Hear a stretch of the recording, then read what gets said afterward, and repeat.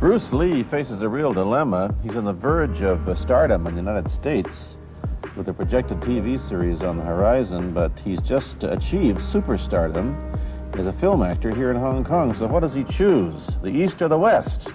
It's the kind of problem most budding movie actors would welcome. It's the Pierre Burton Show, the program that comes to you from the major capitals of the world. This edition comes to you from Hong Kong.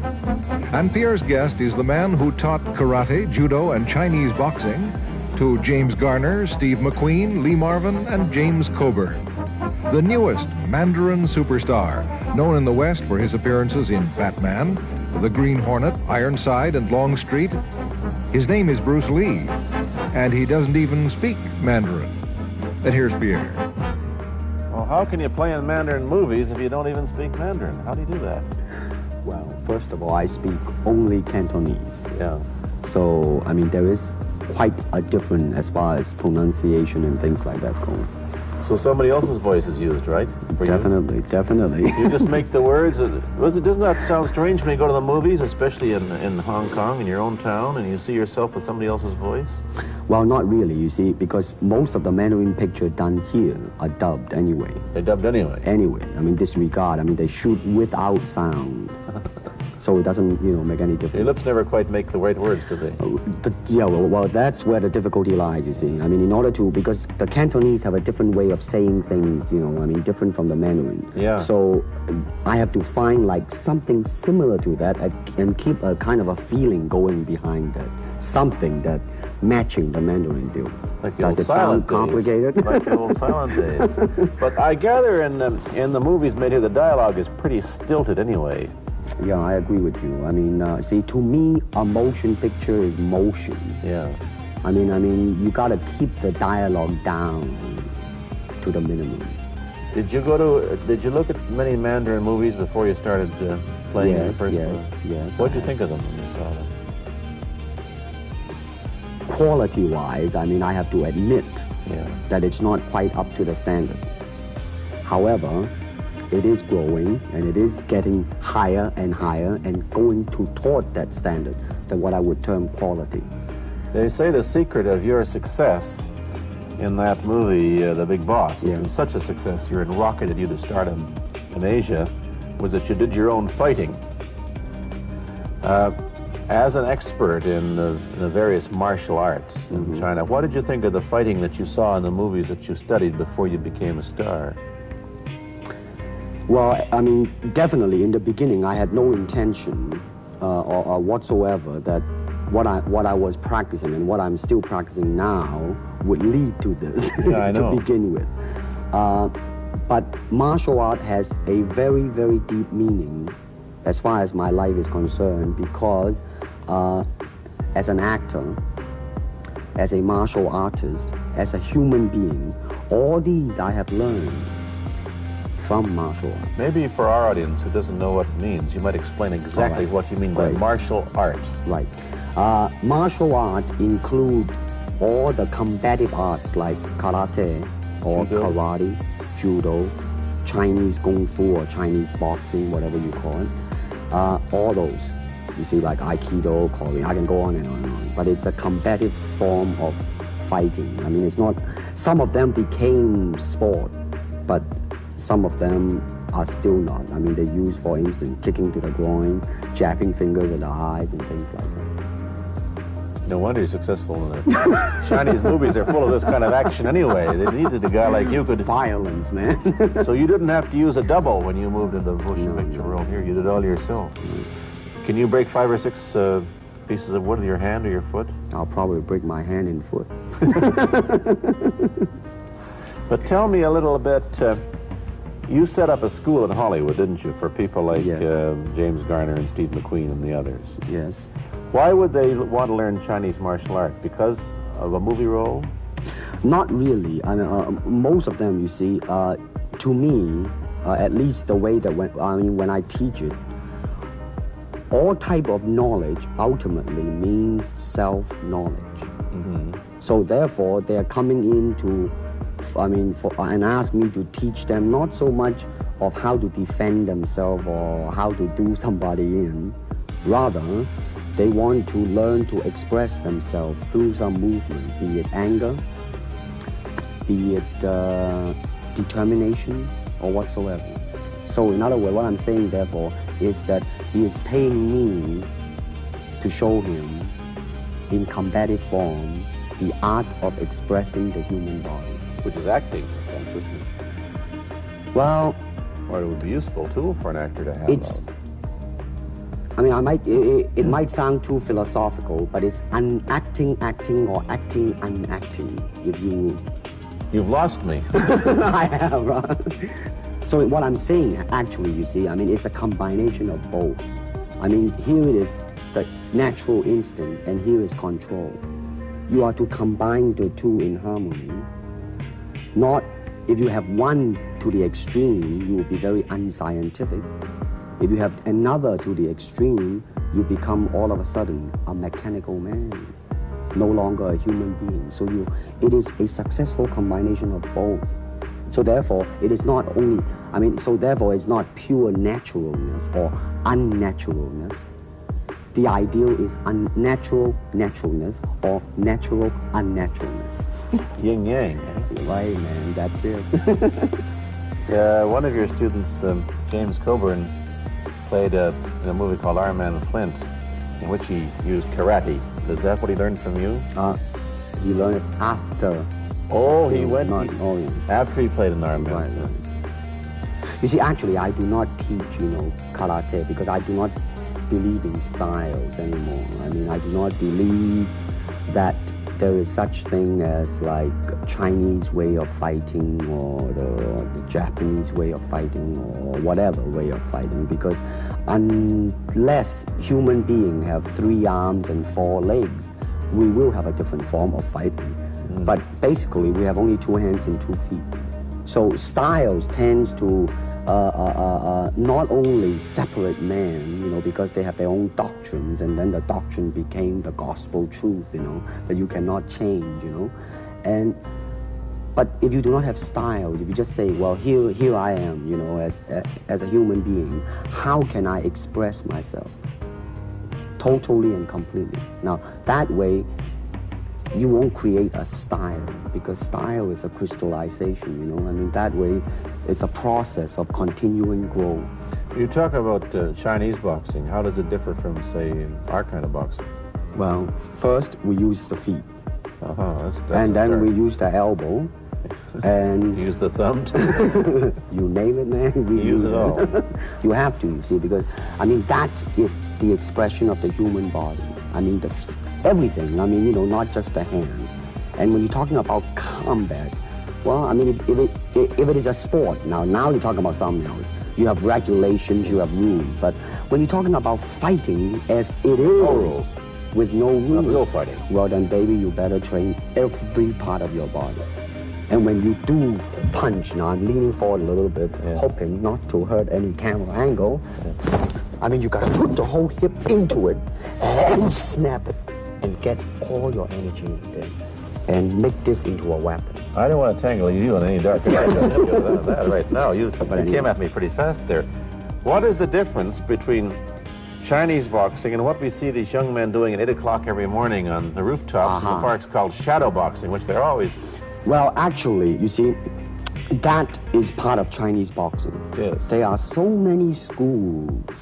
Everybody here seems to be, going like this all the time. Well, that's good. I'm very glad. I'm very glad to see that, because at least somebody is caring for their own body, right? Yeah. That's a good sign. Well, it's a kind of a slow form of exercise, which is called Tai Chi Chuan. I'm speaking Mandarin just now. Yeah. Cantonese Tai Chi Kun, okay? And it's more of an exercise for the elderly, not so much for the young. Give me a demonstration. Show me. Can you do a little bit of it? Just so the hand-wise is very slow. Oh, is it? And you push it out, but all the time you are keeping the continuity going. Bending, stretching, everything.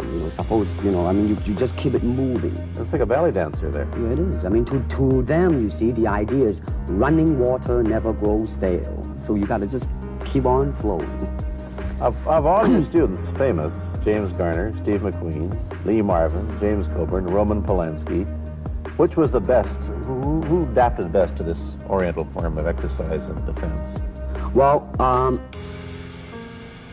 depending, okay? Now, as a fighter, Steve McQueen, now, he is good in that department because that son of a gun got the toughness in him. Yeah. You see it on the screen. I mean, he would say, all right, baby, here I am, man. You know, and he'll do it. Yeah. Now, James Coburn is a peace-loving man. I met him. Right? I mean, Yeah. you've met him. I mean, he's really, really nice. I mean, super mellow and all that. I mean, you know, I mean, now he appreciates the philosophical part of it. Therefore, his understanding of it is deeper than Steve. So it's really hard to say. You see what I'm saying now? I see. I mean, it's different. So that's, I mean, depending on what you see in it. Interesting. We don't, in our world, and haven't since the days of the Greeks who did, combine philosophy and art with sport. But quite clearly, the Oriental attitude is that the three are facets of the same things. Man, listen, you see, really, to me, okay, to me, ultimately, martial art means honestly expressing yourself. Now, it is very difficult to do. I mean, it is easy for me to put on a show and be cocky and be flooded with a cocky feeling and then feel like pretty cool and all that. Or I can make all kinds of phony things, you see what I mean? Blinded by it. Or I can show you some really fancy movement. But to express oneself honestly, not lying to oneself, and to express myself honestly, that, my friend, is very hard to do, and you have to train. You have to keep your reflexes so that when you want it, it's there. When you want to move, you're moving. And when you move, you're determined to move. Not taking 1 inch, not anything less than that. If I want to punch, I'm gonna do it, man, and I'm gonna do it, you see? So, I mean, so that is the type of thing you have to train yourself into it, to become one with the, you think? Yeah, this is very un-Western, this attitude. I want to ask you about your movie and TV career, but first we'll take a break. Then I'll be back with Bruce Lee. I've been talking to Bruce Lee mainly about the Chinese martial arts, which include things like Chinese boxing, karate, and judo, which is what he taught when he was in Hollywood. After he left the University of Washington, where he studied, of all things, philosophy, if you can believe that. He did, but that perhaps you understand why the two go together from the first half of this program. And you can perhaps understand how he got into films. He knew a lot of actors, but I'm told that you got the job on the Green Hornet, where you played Kato the chauffeur, mainly because you're the only Chinese-looking guy who could pronounce the name of the leading character, Britt Reed. I meant that as a joke, of course. And it's a heck of a name, man. I mean, every time I said it at that time, I was super conscious. I mean, really now, that's another interesting thing, huh? Let's say if you learn to speak Chinese. Yeah. And it's it's not difficult to learn and speak the word. The hard thing, the difficult thing, it's behind what is the meaning, what brought on the expression and feelings behind those words. Like when I first arrived in the United States, and I look at a Caucasian, and I really would not know whether he was putting me on or is he really angry, because we have different way of reacting to it. See, those are the difficult things, you see. It's almost as if you came upon a strange race where a smile didn't mean what it does to us. In fact, a smile doesn't always mean the same, does it? Of course not. Yeah, pretty funny that. Tell me about the big break when you played in Longstreet. I must tell the audience that Bruce Lee had a bit part or a supporting role in the Longstreet series, and this had an enormous effect on the audience. What was it? Well, you see, the title of that particular episode of Longstreet is called The Way of the Intercepting Fist. Now, I think the successful ingredient in it was because I was being Bruce Lee. Yourself. Myself, right. And did that part, just express myself, like I say, honestly express myself at that time. And because of that, I brought, favorable mentioning in like New York Times, which says like the Chinaman who incidentally came off quite convincingly enough to earn himself a television series, and so on and so on and so forth. Can you remember the lines by Sterling Sullivan, the key lines? He's one of my students, you know. Right? Was he too? Yes. Too bad. Everybody is your student. But you read, there were some lines that express your philosophy. I don't know if you remember them or not. I remember that. I said, this is what it is, okay? You're talking to Longstreet, played by James Francisco. I said, empty your mind. Be formless, shapeless, like water. Now you put water into a cup, it becomes the cup. You put water into a bottle, it becomes the bottle. You put it in a teapot, it becomes the teapot. Now water can flow or it can crash. Be water, my friend. Like that, you see? Oh, I see. I get the idea. I get the power behind it. So now, two things have happened. First, there's a pretty good chance that you'll get a TV series in the States called The Warriors, in which you use what, the martial arts in a Western setting? That was the original idea. Now, Paramount, you know, I did Longstreet for Paramount, and Paramount wants me to be in a television series. On the other hand, Warner Brother wants me to be in another one, but both of them, I think, they want me to be in a modernized type of a thing. And they think that Western idea is out. But whereas you want to do the Western, eh? I want, because you see, I mean, how else can you justify all these punching and kicking and violence except in the period of the West? I mean, in nowadays, I mean, you don't go around on the street kicking people or punching people. Because if you do, that's it. I mean, I don't care how good you are, you know. But this is true also of the Chinese dramas, which are mainly costume dramas. They're all full of blood and gore over here. Oh, you mean here? Yeah. Well, unfortunately, you see, I hope that the picture I am in would either explain why the violence was done, whether right or wrong or whatnot. But unfortunately, pictures, most of them here are done mainly just for the sake of violence. You know what I mean? Like, you know, fighting for 30 minutes, get stabbed 50 times. But I'm fascinated. Let me give you your microphone back. I'm fascinated that you came back. I am a martial artist. You came back to Hong Kong. We're on the verge of success in Hollywood and full of it. And suddenly, on the strength of one picture, you become a superstar. Everybody knows you. You have to change your phone number. You get mobbed in the streets. Now, what are you going to do? Are you going to be able to live in both worlds? Are you going to be a superstar here, or one in the States, or both? Well, let me say this. First of all, the word superstar really turned me off, and I'll tell you why. Because the word star, man, it's an illusion. It's something what the public calls you.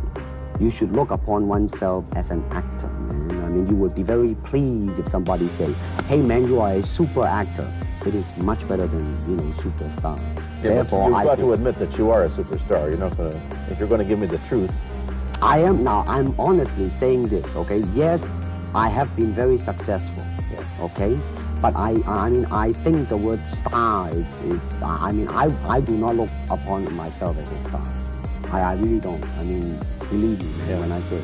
I mean, I'm not saying it because what are you going to do? Let's get back to the question. Okay. Are you going to stay in Hong Kong and be famous? Or are you going to go to the United States and be famous? Or are you going to try and eat your cake and have it too? I am going to do both because, you see, I have already made up my mind that in the United States, I think something about the Oriental, the true Oriental should be shown. Hollywood sure as heck hasn't.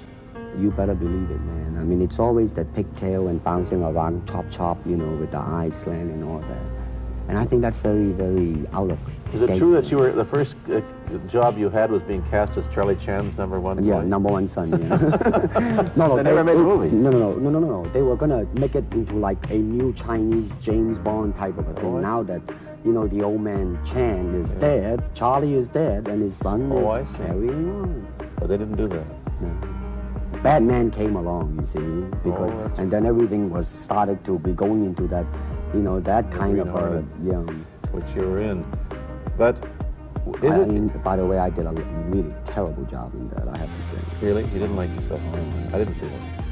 Let me ask you, however, about the problems that you face as a Chinese hero in an American series. Have people come up in the industry and said, well, we don't know how the audience are going to take a non-American? Well, such question has been raised. In fact, it is being discussed, and that is why The Warrior is not going to be on. I see. You see, because unfortunately, such thing does exist in this world. You see, like, I don't know, certain part of the country, right, where like they think that business-wise it's a risk. And I don't blame them, I mean, in the same way, it's like in Hong Kong, if a foreigner come and became a star, if I were the man with the money, I probably would have my own worry of whether or not the acceptance would be there. But that's all right, because if you honestly express yourself, it doesn't matter, see? Because are you, how about the other side of the coin? Is it possible that you are, I mean, you're fairly hip and fairly Americanized. Are you too Western for Oriental audiences, do you think? Oh man, like, how? I have been criticized for that. You have? Oh, definitely. So. Well, let me say this. When I do the Chinese film, I'll try my best not to be as American as I, have been adjusted to for the last 12 years in the States. But when I go back to the States, it seems to be the other way around. You know what I mean? Too exotic, eh? Yeah, man. I mean, they're trying to get me to do too many things that are really for the sake of being exotic. You understand what I'm trying to say? Oh, sure. So it's really, I mean, it's when you live in both worlds, it brings its problems as well as its advantages, and you've got both. Time to go to a commercial. I'll be back in a moment with Bruce Lee. Let me ask you whether the change in attitude on the part of the Nixon administration towards China has helped your chances of starring in an American TV series. Well, first of all, this happened before that. Yeah. But I do think that things of Chinese will be quite interesting for the next few years. I mean, not that I'm politically, inclining toward anything. No, I understand that. But I'm just wondering. But I mean, once the opening of China, I mean, that it will bring more understanding. Yeah.